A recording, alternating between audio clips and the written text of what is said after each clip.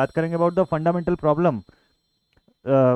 Problem solving on three phase AC, और दूसरा जिस पर हम सीधे प्रीवियस ईयर क्वेश्चन जो है वो बनाएंगे अलग अलग यूनिवर्सिटी के। तो ध्यान से देखिएगा, हो सकता है आपकी यूनिवर्सिटी का क्वेश्चन जो है वो भी इस वीडियो के अंदर हम लोग सॉल्व करें। ठीक, चलिए स्टार्ट करते हैं इस वीडियो को। तो भाई न्यूमेरिकल बनाने से पहले सबसे पहले आपको क्या क्या बेसिक फंडामेंटल जो है उसके बारे में पता होना चाहिए, वो मैं आपको यहाँ पर बता दूं।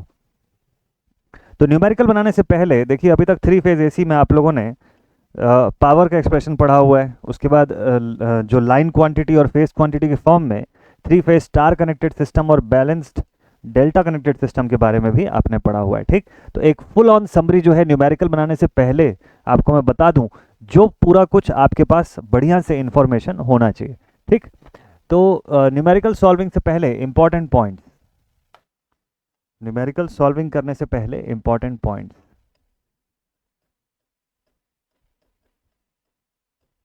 Important points. ठीक है, कौन कौन से इंपॉर्टेंट पॉइंट्स आपको ध्यान में रखने हैं? देखिए भाई, सबसे फर्स्ट थिंग हम लोग शुरुआत करते हैं इस चैप्टर के बिगिनिंग से। तो देखिए ईएमएफ का एक्सप्रेशन हमारे पास आता है, E1 is equals to EM sine omega t, E2 is equals to, three phase AC पर ईएमएफ का एक्सप्रेशन कैसे बनता है? EMF sine EM sine omega t minus 2π/3, and तीसरे वाले फेज का जो इंस्टेंटेनियस ईएमएफ आप बताएंगे, this is given as EM sine omega t minus 4π/3। ठीक है, ये थ्री फेज एसी का ईएमएफ का एक्सप्रेशन हो गया इंस्टेंटेनियस वैल्यू फॉर्म में, तीनों फेज का, फेज आर, वाई और फेज बी। ठीक, अब इसके बाद नेक्स्ट पॉइंट पर अगर आए हम लोग, तो अगले पॉइंट पर हम लोगों ने देखा कि भाई स्टार और डेल्टा दो टाइप के कनेक्शंस होते हैं यहाँ पर। और जब हम लोग स्टार कनेक्टेड, एक तो फेज सीक्वेंस की बात की, हम लोग फेज सीक्वेंस पढ़े, टाइप्स ऑफ सिस्टम्स देखे कि भाई सिमेट्रिकल अनसिमेट्रिकल कितने टाइप के सिस्टम होते हैं। अब जब हम लोग आ गए स्टार कनेक्टेड सिस्टम पे, तो यहाँ से दो रिलेशन निकल के आया। स्टार कनेक्शन में क्या रिलेशन मिला हमको? स्टार कनेक्शन के केस में हमने देखा कि लाइन वोल्टेज जो होता है वो √3 टाइम्स ऑफ फेज वोल्टेज होता है, जबकि लाइन करंट जो होता है वो सीधे सीधे फेज करंट के बराबर होता है। कॉमन दोनों रिलेशन है, ये दोनों समझ आ गए, बहुत ही बढ़िया। ऐसे ही आपने डेल्टा कनेक्शन के लिए भी पढ़ा, डेल्टा कनेक्शन के लिए भी आपने ऐसा ही पढ़ा। ठीक है, थ्री फेज बैलेंस्ड डेल्टा, ठीक है, to be specific three phase balanced delta की मैं बात कर रहा हूँ यहाँ पे।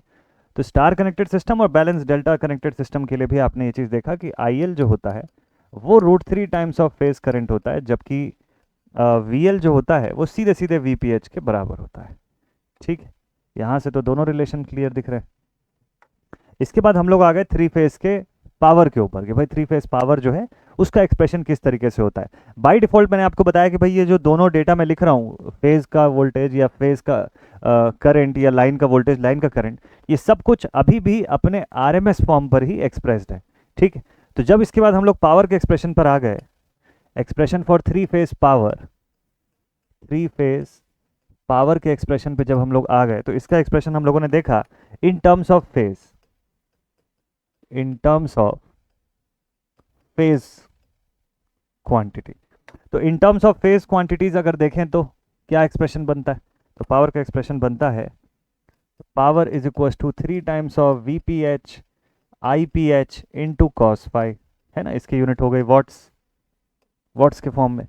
दूसरा एक्सप्रेशन हम लोगों ने देखा कि अगर आप रिएक्टिव पावर बता रहे हो तो ये हो जाएगा 3 times of VPH into IPH into sine phi, है ना, VAR में। और थर्ड पे हम लोगों ने देखा S is equal to 3 times of VPH into IPH in terms of volt ampere. ठीक है, ये पूरी यूनिट्स हो गई power in the terms of phase के फॉर्म में। अगर यही पावर हमको इन टर्म्स ऑफ लाइन देखना होता तो क्या एक्सप्रेशन था? तो power in terms of line quantities, in terms of line quantities क्या एक्सप्रेशन बनेगा यहां पर? तो आप लिखेंगे P is equal to √3 times of VL IL cos phi. Similarly reactive power Q कितना हो जाएगा? √3 times of VL IL sin phi. और एपरेंट पावर क्या हो जाएगा फिर?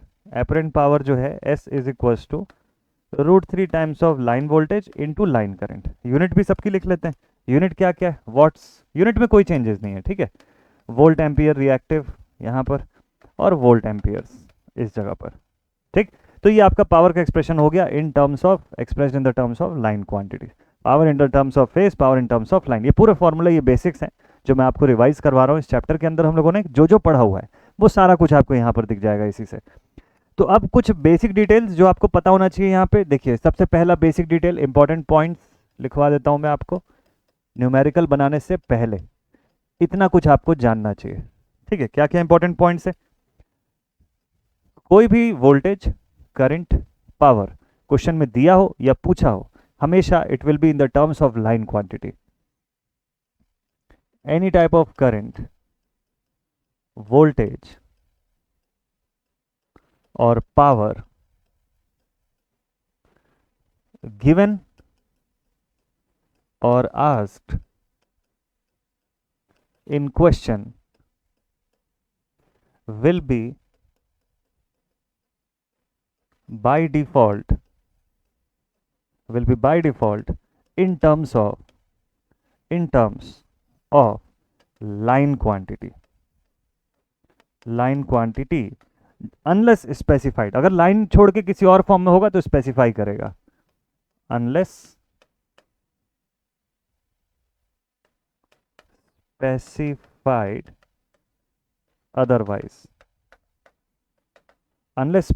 otherwise, ठीक है।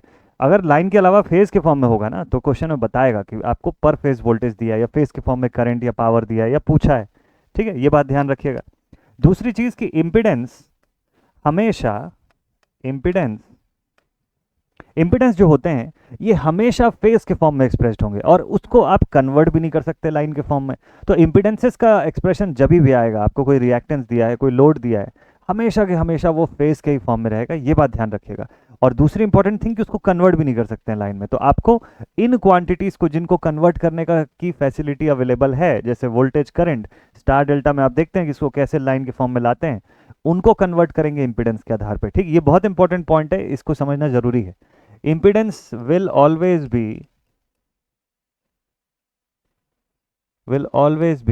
in terms of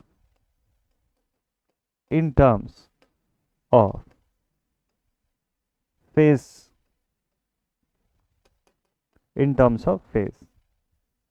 ठीक है। फेज फॉर्म में इंपेडेंस आपका एक्सप्रेस रहेगा, ठीक है। इसके आगे की जो डिटेल्स है, बेसिक्स है कि भाई ये आपका वोल्टेज, करंट, पावर सब आरएमएस फॉर्म में भी रहेगा, तो वो तो रहेगा, वो तो हम सब जानते हैं, सिंगल फेज एसी से पढ़ते आ रहे हैं हम लोग, तो उसमें मुझे लगता है कि आपको कोई डाउट नहीं होगा, ठीक है। वैसे इंपीडेंसेस फेज के फॉर्म में रहेगा, बिल्कुल सही है। इंपीडेंस में आर प्लस जे एक्सएल हो सकता है, आर माइनस जे एक्सएल हो सकता है, एक्सएल एक्सी दोनों अवेलेबल हो सकते हैं। ये सारा बेसिक जो पार्ट है वो आपको पता है, वो आप जानते हैं, एज इट इज रहेगा। फ्रीक्वेंसी नहीं गिवन है क्वेश्चन में तो 50 हर्ट्ज लेना है। पावर अगर पूछ लिया आपको और ये नहीं बताया कौन सी पावर, तो bye default active power calculate करना है आपको, बट 3 फेज का कैलकुलेशन जो होगा वो 3 फेज के फॉर्म होगा, ठीक है। चलिए अब सीधे क्वेश्चंस पर लेकर के चलता हूं, तो कुछ डिटेल्स, कुछ डाउट्स आपके वहां से भी क्लियर हो जाएंगे। ओके चलिए यूनिवर्सिटी क्वेश्चन देखते हैं एग्जाम के आपके। पहला पेपर जो है वो कौन से एग्जामिनेशन का दिख रहा है? फर्स्ट पेपर जो है AKTU का 2020-21 का पेपर है मेरे सामने, और देखते हैं इसमें 3 फेज का क्वेश्चन कहाँ कहाँ पर दिख रहा है भाई। Okay, form factor, peak factor तो सिंगल फेज के हो गए। True power, reactive power, apparent power बता दोगे आप? ओके ठीक है, सिंगल फेज इंडक्शन मोटर। अच्छा, derive expression for average and RMS ये बता दोगे आप? यहाँ पर एक सवाल दिख रहा है ई, क्वेश्चन पॉइंट ई जो है लिखा हुआ है, a balance star connected load of इतना ओम्स पर phase connected to a balance 3 phase 400 volt supply, find the line current, power factor, power and last वाला पॉइंट मुझे ढंग से दिख नहीं रहा है कि क्या चीज़ है। अच्छा, and it's V volt ampere है ना, and total volt amperes. Okay अभी ठीक है। चलिए इसको मैं क्वेश्चन को लेकर के चलता हूँ, इस क्वेश्चन को बनवाता हूँ आपसे, ठीक है। ध्यान से देखिएगा इस क्वेश्चन का सलूशन जो है, ये सवाल 10 नंबर का क्वेश्चन है AKTU का पेपर का, 2020-21 के पेपर का 10 मार्क्स का क्वेश्चन आप बनाने जा रहे हैं। मेथड देखिएगा कैसे अटेम्प्ट करना है आपको इस टाइप के क्वेश्चंस को, ठीक है। चलिए भाई, तो इस पेज पर लाते हैं सवाल।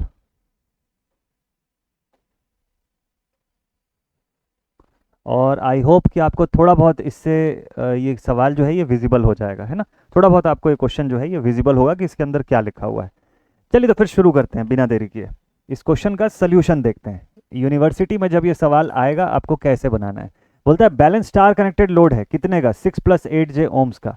तो ZPH की वैल्यू कितनी है यहाँ पर 6 + 8j ohms. This is your ZPH। ठीक है, स्टेप बाय स्टेप पूरा बताऊंगा आपको, क्योंकि स्टेप मार्किंग भी लेनी है आपको। ये 10 मार्क्स आंसर लाने का केवल नहीं मिलेगा, स्टेप का मिलता है आपको। तो स्टेप मार्किंग बहुत इंपॉर्टेंट है और वो हमको अटेन करना जरूरी है।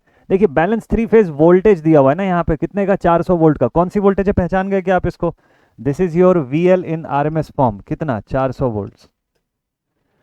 ठीक है, supply. Find the line current, you have to find what, यहां पे लिख लेता हूं मैं, टू फाइंड। क्या फाइंड करना है आपको? सबसे नंबर फर्स्ट पर आपको IL की वैल्यू फाइंड करनी है, लाइन करंट RMS फॉर्म में। फिर उसके बाद आपको पावर फैक्टर बताना है सर्किट का कि पावर फैक्टर कितना है। फिर थर्ड पॉइंट पे आपको बोलता है कि पावर। देखिए यहाँ पर पावर ना स्पेसिफाई नहीं किया कि कौन सी पावर, तो आप कौन सी पावर कैलकुलेट करेंगे? बाय डिफॉल्ट आप एक्टिव पावर का कैलकुलेशन करेंगे यहाँ पे। ठीक है, ये बात ध्यान रखिएगा। तो पावर कैलकुलेट करके बताना है। फोर्थ पॉइंट पर क्या पूछा हुआ है आपको?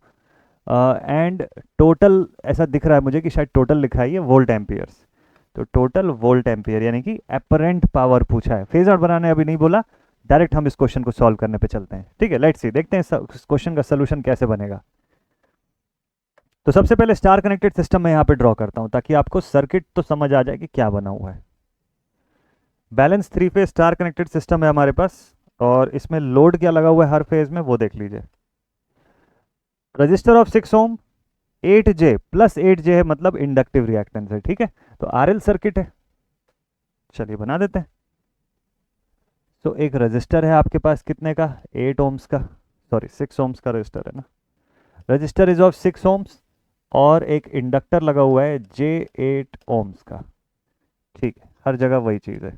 बैलेंस सर्किट है, इसलिए बार बार लिखना कोई ऐसा कंपलसरी नहीं है, आप एक ही जगह पे भी लिखेंगे तो भी बात बन जाएगी। ठीक है, ये आपके पास सर्किट है। अब इस सर्किट पर से देखते हैं कि इसको कैसे आपको आगे प्रोसीड करवाना है। तो यहां से आपको लाइन वोल्टेज दे दिया, कितने का लाइन वोल्टेज दिया? तो यहाँ पे आपके पास VL की जो वैल्यू है, this VL is how much, 400 volt है, यहां से लेके यहां तक। ठीक है, VL की वैल्यू कितनी, 400 वोल्ट। ओके, बढ़िया। अब देखते हैं इसको कैसे सिंप्लीफाई करेंगे यहां से। तो सबसे पहला काम यह है कि आपको IL फाइंड करना है। IL फाइंड करने का तरीका क्या होना चाहिए? नॉर्मली अगर आप सिंगल फेज का क्वेश्चन सॉल्व करते, आप लिखेंगे यहाँ पे supply current, supply current IL। ठीक, कैसे सॉल्व करेंगे? आप लिखते हैं I is equal to, sir हम V/Z लिखेंगे, और V दिया हुआ है, Z पता है हमको, पुट करेंगे आंसर आ जाएगा। बट इससे गलती होगी। कैसे गलती होगी पता है? क्योंकि देखिए वोल्टेज आपको कौन सा दिया है, लाइन वोल्टेज दिया है, बिल्कुल सही फॉर्म में दिया है, क्योंकि करंट भी आपको IL चाहिए। लेकिन क्या Z जो है वो लाइन के फॉर्म में होता है क्या? इंपिडेंस तो हमको पता है ना कि हमको फेज के फॉर्म में मिला है। इंपिडेंस जो हमको यहाँ पे दिया हुआ है ना, that is in the form of phase.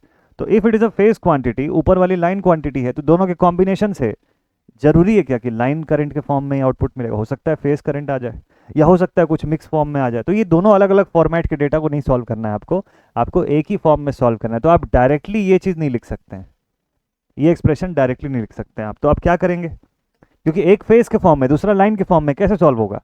तो या तो दोनों फेज में हो या दोनों लाइन में हो। दोनों को लाइन में लाने के लिए आपको ZPH को ZL में चेंज करना पड़ेगा, जैसा कोई एक्सप्रेशन होता नहीं है। तो अब आपको क्या करना चाहिए इस केस में, कि आपको ये चीज़ तो पता है कि वोल्टेज को तो लाइन से फेज में लाया जा सकता है ना। तो स्टार कनेक्टेड सिस्टम के लिए हमको पता है कि VPH is equal to VL/√3, ये तो हम लोग जानते हैं। तो लाइन वोल्टेज कितना है, 400, इसको √3 से डिवाइड कर दूंगा मैं, तो मुझे VPH मिल जाएगा, है ना। मैं मोबाइल उठा लेता हूँ जरा, कैल्सी के तौर पे इसको यूज़ करूंगा अभी। आप लोग अपना कैल्सी ही यूज़ करिएगा, मोबाइल मत यूज़ करिएगा। चलिए भाई, कैल्सी ढूंढ लेता हूँ मैं, जब तक आप लोग इसको सॉल्व कर लिए। क्या VPH आ गया आप सभी का? तो 400 डिवाइडेड बाय √3 कर दीजिए, आपको VPH की वैल्यू मिल जाएगी। ठीक है, ये वैल्यू आ गई 230.940, 230.940 वोल्ट, ये VPH है। अच्छा, ZPH कितना है, 6 + 8j नोन है। चलिए उससे करंट निकालते हैं। करंट कौन सी आएगी इससे, IPH आएगी। कैसे निकलेगी करंट? IPH is equals to 230.940 divided by 6 + 8j। Calculator को कॉम्प्लेक्स मोड पर आप सेट कर दीजिए, कॉम्प्लेक्स के ऑपरेशन पर आप आ जाइए और इसको सीधे सॉल्व कर लीजिए।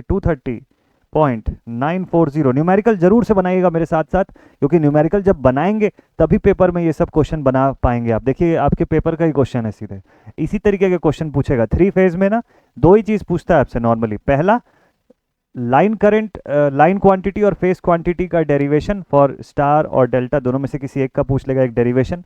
और दूसरा जो सवाल बनता है वो ऐसे ही न्यूमेरिकल क्वेश्चन बनता है। तो ये 2 चीज जरूर से करके जाइएगा। अगर एग्जामिनेशन में 3 फेज पढ़ रहे हैं ना आप, तो ये 2 चीज जरूर से करके जाइएगा। इसके अलावा नेक्स्ट इंपॉर्टेंट क्या होता है, अगर आपके सिलेबस का पार्ट है तो 2 वाट मीटर भी करके जाएगा, उसका डेरिवेशन भी पूछ सकता है एग्जाम में।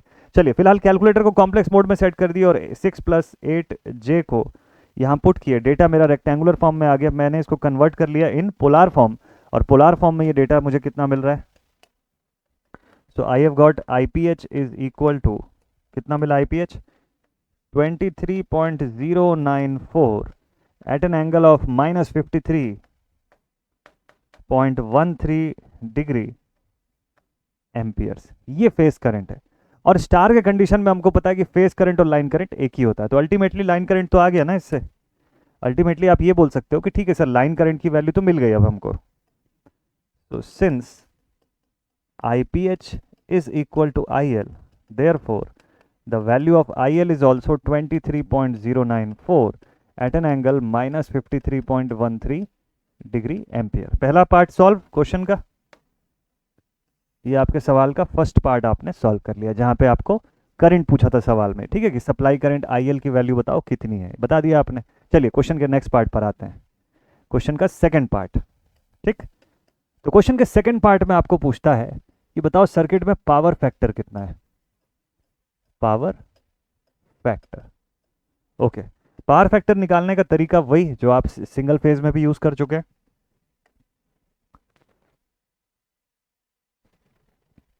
चलिए भाई, पावर फैक्टर कैसे निकालेंगे। पावर फैक्टर निकालने का तरीका एग्जैक्टली सेम है जैसा कि मैंने आप लोग को बताया। cos phi equals to R/Z आप कर दीजिए यहाँ पे, एक तरीका R/Z। R कितने का है, 6 का है, ठीक है। और Z कितने का है, चलो आप चाहो तो Z ऐसे निकाल लो, Z इक्वल्स टू √6 का स्क्वायर प्लस 8 का स्क्वायर। ये एक तरीका बता रहा हूँ, फिर आपको आसान वाला तरीका बताऊंगा, ठीक है। तो आप लिखेंगे √6 का स्क्वायर प्लस 8 का स्क्वायर, ये करेंगे आपका डेटा आ जाएगा 10। 6 6 36, 8 8 64, 100 हो गया रूट के अंदर और बाहर आ गया 10, 10 ओम्स, ठीक। 6/10 कर दीजिए, आपको cos phi की वैल्यू मिल जाएगी। cos phi is equals to 6/10, 0.6। इसको कैल्सी में करने की जरूरत नहीं थी, वैसे 0.6 लिख सकते हैं। चलिए ठीक है, 0.6 लैगिंग पावर फैक्टर, ये तो एक तरीका हुआ। आप बोलेंगे सर आप बोले थे कोई इससे छोटा और आसान तरीका बताएंगे, ठीक। चलिए इससे इजी तरीका, इसका ऑल्टरनेट मेथड बताता हूँ आपको। Alternative method, alternative method. इसका अगला मेथड ये है कि देखिए आपने जब इम्पिडेंस का एक्सप्रेशन देखा या करंट का एक्सप्रेशन देखा, आपको फाई की वैल्यू तो यहीं से मिल गई ना। वोल्टेज में कोई एंगल तो दिया नहीं है, मतलब वोल्टेज 0 डिग्री पर है, और उसके रिस्पेक्ट में करंट 53.13 डिग्री लैग कर रही है। तो कॉस फाई उसी से निकाल लीजिए, मेक इट योर फाई, इसी को फाई बोलिए और कोसाइन में पुट कर दीजिए, कोसाइन ऑफ 53.13 पुट करिए। देखिए ऑल्टरनेटिव मेथड में आप क्या लिखेंगे पता है, आप सीधे लिखेंगे cosine of phi, cosine of phi, that is cos of 53.13 degrees, 0.6 lagging. बोलिए ज़्यादा आसान है कि नहीं है। आपके ये 2 स्टेप सॉल्यूशन जो है वो पूरे बच गए, सीधे सीधे आप आंसर बता सकते हो। तो एग्जाम में आप ये चीज़ करिएगा, इन दोनों के स्टेप मार्किंग में कोई फर्क नहीं है। आप ये ऊपर वाले कलर से जो मैंने लिखा येलो कलर से, उससे बनाएंगे तो भी आपको स्टेप का उतना ही नंबर मिलेगा, इससे बनाएंगे तो भी स्टेप का उतना ही नंबर मिलेगा। इससे स्टेप मार्किंग में फर्क नहीं पड़ता है, आपके क्वेश्चन सॉल्विंग के कॉम्प्लेक्सिटी में बस फर्क पड़ता है और कुछ नहीं। तो जरूरी नहीं कि आप ऐसे लेंदी तरीके से बनाएं, आप ऐसे बनाइए। आप चाहें तो tan इनवर्स b/a भी करके बना सकते थे। जो आपके पास इम्पिडेंस का एक्सप्रेशन था, कौन सा एक्सप्रेशन मैं बोल रहा हूँ, ये वाला एक्सप्रेशन, ठीक है। इसमें b की जगह पे आप 8 पुट करिए, a की जगह पे आप 6 पुट करिए। Phi is equal to tan inverse b/a से आप बता दीजिए फाई इतना आ रहा है, उस फाई को कोसाइन में पुट कर दीजिए, वो भी तरीका है। और भी 1-2 तरीके हैं, बट मत जाइए ऐसे लेंदी मेथड्स पे मत जाइए। आप अगर एक स्टेप में जो पूछा है उसको अगर सेपरेटली बना रहे हैं तो उसी से आपका स्टेप मार्किंग बन जाएगा, अगर वो सही है तो। जरूरी नहीं कि आप लेंदी बनाएंगे तभी स्टेप मार्किंग मिलेगा, ठीक है। सो इट इज ओके, आप बना सकते हैं इसको इस तरीके से। तो कॉस ऑफ दिस वैल्यू, इससे भी आपका आंसर आ जाएगा। आंसर में कोई वेरिएशन नहीं होगा, बिल्कुल डिट्टो सेम आएगा, उसमें कोई फर्क नहीं पड़ने वाला। अच्छा, 0.6 के बाद लैगिंग क्यों मैंने लिखा, क्योंकि इंडक्टिव लोड है, इसलिए इंडक्टिव लोड है, करंट लैग करेगी फ्रॉम द सप्लाई वोल्टेज, और वो वैसे भी दिख रहा है हमको कि करंट में ऐसा लैगिंग कंडीशन आ चुका है। ठीक, और क्या पूछा क्वेश्चन में, ये दो चीज बता दी हम लोग। पावर पर आते हैं, पावर का expression √3 times of VL IL cos phi, power का एक्सप्रेशन पॉइंट नंबर 3 पे लिखता हूं मैं, द वैल्यू ऑफ पावर। ठीक, कौन सा पावर पूछा होगा बाय डिफॉल्ट, एक्टिव पावर ही पूछा होगा, √3 times of VL IL into cos phi। ठीक, तो this is equal to, VL की वैल्यू कितनी है 400, IL की वैल्यू कितनी आई 23 पॉइंट समथिंग आया ना, यहाँ पर ये देखिए 23.094 आया, 0.094, और cos phi कितना है 0.6। चलिए इसको सॉल्व कर देते हैं। हमेशा ध्यान रखिएगा पावर जब जब निकालेंगे लाइन के फॉर्म में, पावर करंट वोल्टेज सब लाइन के फॉर्म में। ठीक है, this is into 400 multiplied with 23.094 into 0.6, ये डेटा आ गया 9599। Power is equal to 9599.995 watts. ठीक है, 0.995 वॉट्स। ठीक है, 9.5 किलोवाट बोल सकते हो आप इसको, 9.5 किलोवाट में भी चेंज कर सकते हो। ठीक है, पावर का एक्सप्रेशन भी कंप्लीटेड। फोर्थ नंबर पे आपको आखिरी चीज पूछा है, उसको बना लीजिए। फोर्थ नंबर पे आपको बोला टोटल VA रीडिंग ऑफ, या total VA rating of the entire operation. ठीक है, इसका टोटल VA कितना है, VA मतलब क्या पूछ रहा है आपको, एपरेंट पावर पूछ रहा है। फॉर्मूला क्या बनेगा इसका, S इज इक्वल टू √3 टाइम्स VL इंटू IL। तो S का एक्सप्रेशन आ जाएगा √3 टाइम्स ऑफ 400 इंटू 23.094। इसमें तो कॉस वॉस का भी कोई चक्कर है नहीं, सीधे सीधे आप पुट कर सकते हैं। तो this is 400 into 23.094 multiplied with √3, √3 हो गया यहाँ पे, इंटू 400 इंटू 23.094, ये डेटा आ गया मेरा 1599.99। S इज इक्वल टू 15999.99, मतलब 16 kVA अप्रोक्सीमेटली। भाई 15,999 अगर है तो आप इसको 16 बोल सकते हो कि 16 kVA का टोटल का पावर का एक्सप्रेशन जो है वो यहाँ पर आ रहा है। ठीक है, ये आपका एक और आंसर आ गया। अब देखिए आपका क्वेश्चन पूरा 10 मार्क्स का क्वेश्चन यहीं पर इसी के साथ होता है complete. This is your entire 10 mark question. अब इस पूरे सवाल के भीतर कहीं पे कोई भी पॉइंट पे लगे कि डाउट है तो आप बिल्कुल कमेंट सेक्शन में भी पूछ सकते हैं और टेलीग्राम ग्रुप पर भी पूछ सकते हैं। जितना डेटा पूछा है एकदम सीक्वेंस में मैंने सॉल्व करके आपके सामने स्टेप बाय स्टेप सोल्यूशन रखा है।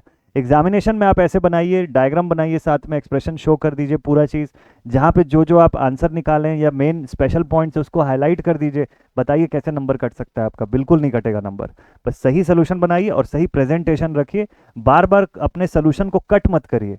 सबसे बड़ी गलती यही होती है कि आप कुछ बनाएं, आपको पेन से काटना पड़ गया उसको, फिर आपने उसको दोबारा रिसॉल्व किया, तो वहां पर क्या होता है, मार्क्स कटने का खतरा रहता है उसमें। हालांकि टेक्निकल पेपर में उस पर भी मार्क्स नहीं कटना चाहिए, बट स्टिल प्रेजेंटेशन के मार्क्स कुछ ना कुछ उसमें कट जाते हैं, तो ये एक इशू रहता है। तो हमको ऐसे चीज़ों को अवॉइड करना है हमेशा। ठीक है, डन, बन जाएगा ये सवाल। नेक्स्ट क्वेश्चन पे चलते हैं, चलिए देखते हैं।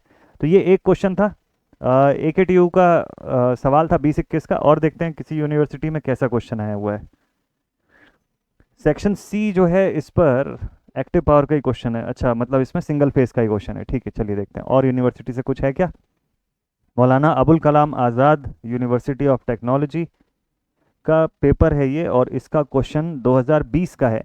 देखते हैं इसमें कहीं पे 3 फेज AC का कुछ पूछा है क्या। देखिए यहाँ पे एक रिलेशन दिख रहा है, derive the relation between phase and line voltages for star connected load across a 3 phase balance system, draw the necessary circuit and phasor diagram. ये सवाल आप देख सकते हैं, ये कितने नंबर का है। ये सवाल जो है ये 15 मार्क्स का क्वेश्चन है। This is 15 mark question. ये 15 नंबर में ये सवाल पूछा। मैंने आपको ये टॉपिक पढ़ाने के समय बताया भी था कि अगर आप ये टॉपिक पढ़ रहे हैं, आपके यूनिवर्सिटी का है ये अगर ये पार्ट, तो आप देखिएगा आपको 7 नंबर से लेके 15 नंबर के बीच में इस सब का क्वेश्चन जो है वो मिलेगा। ठीक है, इसका बी पार्ट देखते हैं क्या। इसको तो डिराइव कर लोगे आप लोग, इसका डेडिकेटेड सेशन ही है। और यहाँ पर देखिए बी पॉइंट पे लिखा है 3 phase 400 volt circuit has a power factor of इतना lagging, 2 watt meters are connected to measure the total input power which is 20 kilowatt. अब determine the reading of each watt meter. देखिए आपको power factor दे दिया, इसको समझिएगा, question को short में आपको बताने की कोशिश करता हूँ ताकि आपको इससे आइडिया मिल जाएगा। चलिए देखते हैं। ये भी सवाल जो है ये 8+7 मार्क्स मतलब 15 नंबर का सवाल ये भी है, बट पार्ट में बटा हुआ है। ठीक है, दोनों वॉट मीटर की रीडिंग आप बताएंगे और ये बाकी का पूरा एप्लीकेशन करेंगे तो आपको इसका फुल मार्क्स मिलता है। चलिए देखते हैं। 2 वॉट मीटर का सवाल जो है आया हुआ है, ये देखिए ये सवाल है, ये क्लियर है आपको। देखिए क्या क्या बोलता है इस क्वेश्चन के अंदर से पहचानिएगा ताकि आप खुद से सॉल्व कर सकें इस क्वेश्चन को। इसका सोल्यूशन देखते हैं। आपको क्वेश्चन में दिया हुआ है वोल्टेज की वैल्यू VL की वैल्यू 400 वोल्ट। ठीक है, 3 फेज का 400 वोल्ट का फेज का सप्लाई सिस्टम है। ठीक, इसका पावर फैक्टर आपको दे रखा है, पावर फैक्टर यानी कि cos फाई की वैल्यू दिया हुआ है, कितना है 0.8 लैगिंग। ठीक, 2 वॉट मीटर का कनेक्शन किया हम लोग to measure the total input power, जिसकी वैल्यू जो है यानी कि आपको किसकी वैल्यू दिया पता है, W1 प्लस W2 की वैल्यू दे रखा है। कितनी होती है ये 20 किलोवाट, 20,000 वॉट्स। अब बोलता है determine the reading of each watt metre, एक वॉट मीटर की रीडिंग जो है उसको बताइए। फॉर्मूला क्या है आपके पास, देखिए आपके पास एक फॉर्मूला तो यहाँ पर ये है कि W1 प्लस W2 का आउटपुट, आपको याद होगा जो हम लोग डेरिवेशन किए थे उससे आपके पास आउटपुट है कि ये आपको टोटल एक्टिव पावर दिलाता है √3 times of VL IL cos phi, ये वैल्यू बताता है। देखिए हमारे पास cos फाई की वैल्यू भी है, VL की वैल्यू भी है, हम चाहे तो यहाँ से IL निकाल सकते हैं, मतलब W1 प्लस W2 की टोटल वैल्यू भी है 20,000, तो उससे आप करंट बता सकते हो यहाँ से। क्या ये काम आएगा करंट निकालना? आपको देखिए 1 वॉट मीटर की रीडिंग चाहिए ना, 1 वॉट मीटर कितना रीड करता है, 1 वॉट मीटर की रीडिंग होती है VL IL into cos phi. एक सिंगल वॉट मीटर इतना ही रीडिंग शो कर सकता है। अच्छा चलिए और क्या फॉर्मूला जानते हैं आप इसके बारे में, आप लिखेंगे phi is equals to tan inverse √3 W1 minus W2 upon W1 plus W2। ये एक्सप्रेशन भी आप जानते हैं। ठीक है, तो अगर सपोज कर लीजिए टोटल वॉट मीटर की रीडिंग इतनी है, किसी एक वॉट मीटर की रीडिंग आप निकाल लेते हैं तो दूसरे वाले की तो वैसी ही मिल जाएगी आपको। दूसरे वाले वॉट मीटर की रीडिंग जो है वो तो ऐसी पता चल जाएगी ना आपको कि पावर फैक्टर 0.6 पे वैल्यू कितनी आएगी। ये सॉल्व कर लीजिए। देखिए यहाँ से पहले आप IL निकाल लीजिए, तो IL कैसे हो जाएगा, IL will be 20,000 upon √3 times of 400 into cos phi की वैल्यू कितनी है 0.8। इसी से आपको IL मिल जाएगा, कितना मिलेगा, this will be 20,000 upon √3 times of 400 into 0.8। ये डेटा आ गया 36.084 ampere. This is your IL। ठीक है, 36.084 एम्पियर।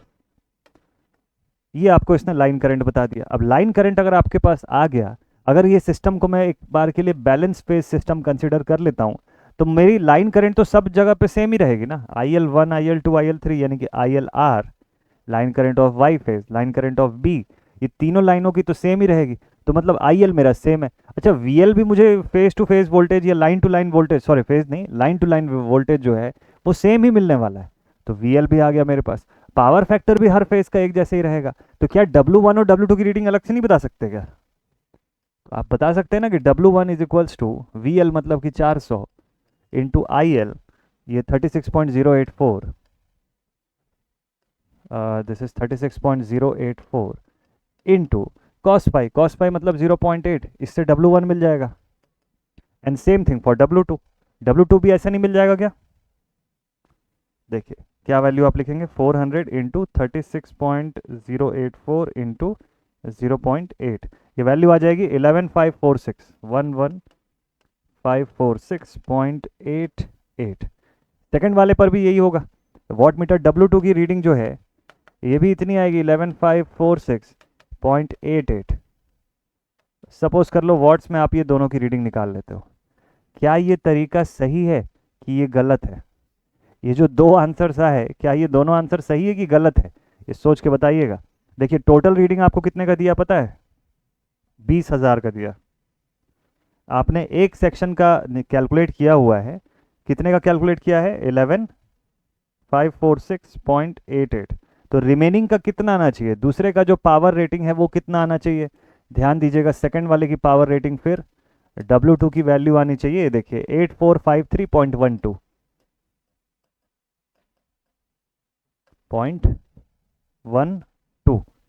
इस फॉर्म में पावर रेटिंग आनी चाहिए। तो ये कैलकुलेशन आपको ध्यान से करना है, क्योंकि आप डायरेक्टली दोनों को सेम फॉर्म में वैल्यू पुट कर दी तो ऐसा तब होता है जब W1 equal to W2, power factor उस कंडीशन में अलग रहता है, पावर फैक्टर इतना नहीं आता है।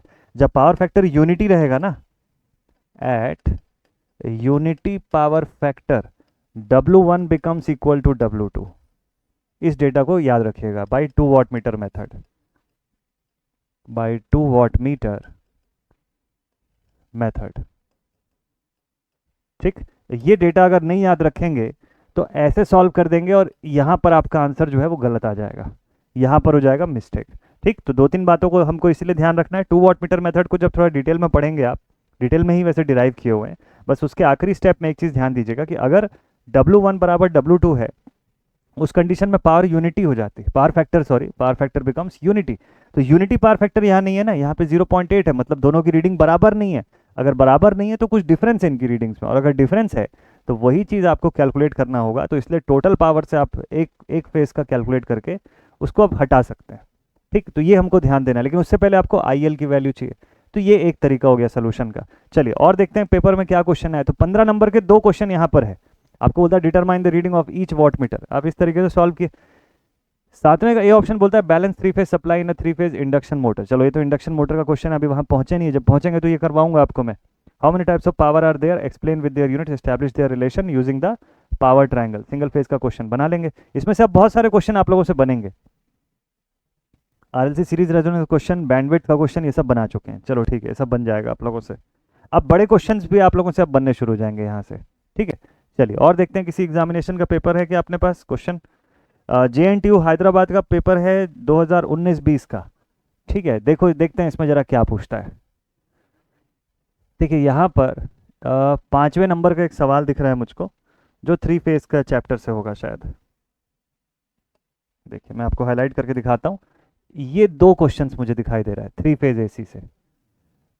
अच्छा, सिंगल फेज और 3 फेज के ऐसे कॉम्बिनेशन में है। 5-5 नंबर के 2 सवाल आए हुए हैं, इनको भी आप डील कर सकते हैं। क्या क्वेश्चन है देखिए, पहला क्वेश्चन तो बोलता है कि derive the relation between line and phase quantity of voltage and current for delta system. ये फर्स्ट क्वेश्चन है, 5 मार्क्स का डेरिवेशन करना होगा आपको।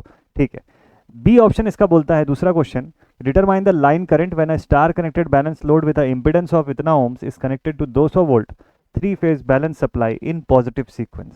चलिए ये दोनों क्वेश्चन मैं आपको दिखाता हूँ, आप आराम से इस दोनों क्वेश्चंस को बना लेंगे, इस बात के लिए मैं बिल्कुल श्योर हूँ।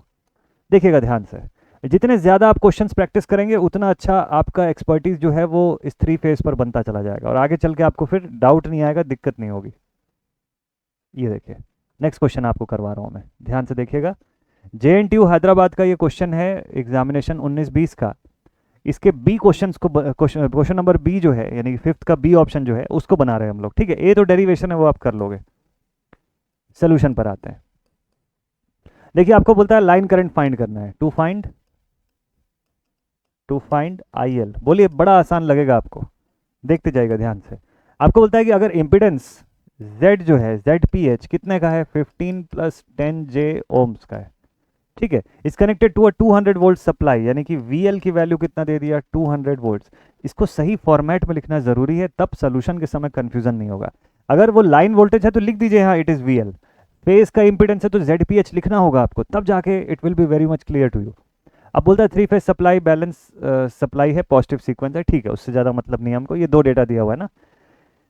देखिए यहाँ पर आप लिखेंगे IL सीधे सीधे निकालना नहीं है, स्टार है कि डेल्टा है। देखिए कौन सा कनेक्शन दिया है, स्टार कनेक्टेड सिस्टम दिया हुआ है, स्टार कनेक्टेड सिस्टम है। ठीक है, आप चाहें तो डायग्राम ड्रॉ कर सकते हैं, आप बिल्कुल चाहें तो डायग्राम इसका ड्रॉ कर सकते हैं। 5 नंबर का क्वेश्चन है, डायग्राम ड्रॉ करेंगे, अच्छा इंपैक्ट पड़ेगा, प्रेजेंटेशन विल बी गुड। मैं एक ही फेज का डायग्राम ड्रॉ करके आपको दिखा रहा हूँ। देखिए 15 ओम का यहाँ पर रेजिस्टेंस है, 15 ओम्स का, और एक इंडक्टर लगा हुआ है कितने का, J10 ओम्स का, प्लस J10 ओम्स का। ठीक, ऐसे ही आप बाकी सेक्शन पे भी शो करते हैं, मैं अभी उनको लिख नहीं रहा हूँ, टाइम इसमें वेस्ट होगा। सीधे सीधे मुद्दे पर आते हैं। तो भाई सप्लाई वोल्टेज हमारा VL है, हम अगर करंट निकालने जाए सीधे सीधे मैं आई एल तो लिख नहीं सकता हूँ, I L is equal to V L by Z L लिखना पड़ेगा, जो कि गलत है ना, जेड एल तो होता नहीं है, क्या होता है, जेड पी एच होता है, और एक फेज में दूसरा लाइन में, तो सॉल्व नहीं कर सकते हैं। ये सब बेसिक चीज़ें अब हम समझ चुके हैं ना। तो हम क्या करेंगे, सीधे सीधे पहले फेज करंट निकालेंगे, I P H. So this is VPH by ZPH. So how are you going to find VPH? So VPH is equals to VL by root 3. Hmm? So you will write VPH is equals to 200 upon under root 3. Solve कर दीजिए इसको. So 200 divided by this is 200 upon under root 3. ये data आ गया 115.470 115.470 volt. ठीक है, क्या आया हमारे पास, फेज वोल्टेज आया। चलिए आईपीएच की डेटा में सॉल्व कर देते हैं इसको। This is 115.470 upon जेडपीएच। जेडपीएच कितना है, 15 plus 10 J. This is 15 plus 10 J. Directly solve करिएगा इसको। 115.470 divided by 15 plus 10 J.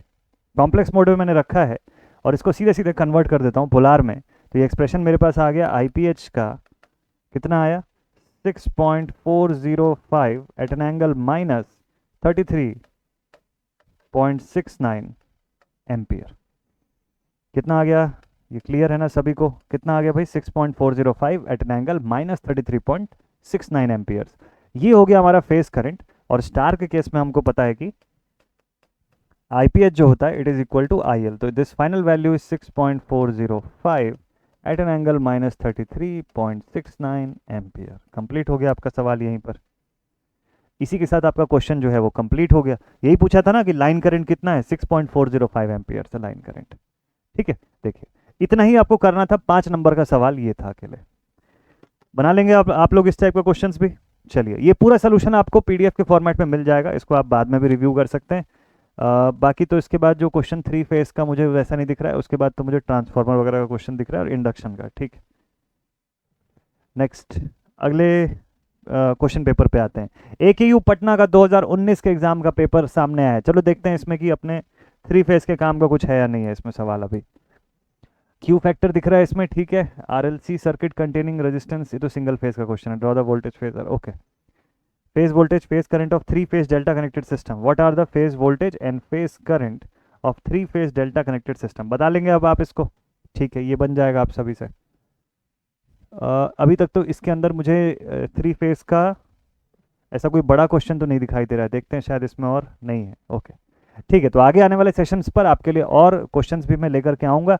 Practice अच्छे से करते रहिए आप लोग क्वेश्चंस की, सो दैट कि आपके एग्जामिनेशन में ज़्यादातर आप देख रहे हैं, मैंने आपको 3-4 पेपर दिखाया और सभी में आप देखिए डेरिवेशन का पार्ट बड़ा कॉमन था कि आपको स्टार या डेल्टा का वीएल वीपीएच का जो डेरिवेशन था, line quantity and face quantities का, वो पूछ रहा है। और दूसरा न्यूमेरिकल पूछ रहा है सीधे सीधे, और इस बीच में कोई दूसरी चीज़ नहीं पूछ रहा है। एज एग्जामिनेशन होता तो मैं आपको अलग चीज़ें बताता कि ये इससे क्वेश्चन आता है। यूनिवर्सिटी एग्जामिनेशन में 2-3 चीज़ें एकदम तय रहती है कि उससे सवाल पूछेगा ही।